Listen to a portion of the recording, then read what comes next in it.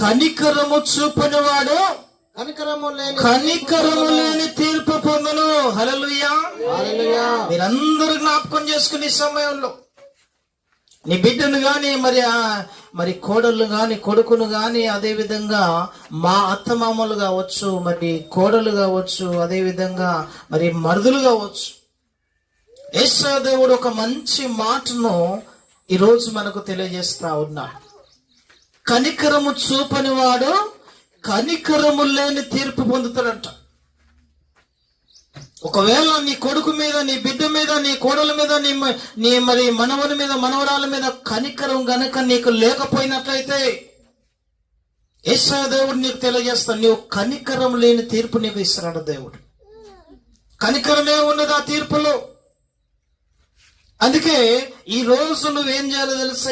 ఎవరి మీదనైతే నీకు కనికరము లేదో వారిని నువ్వు కనికరించాలి. నువ్వు కనికరించకపోయినట్లయితే కనికరము లేని తీర్పు నీకు ఇస్తానంటుడు దేవుడు.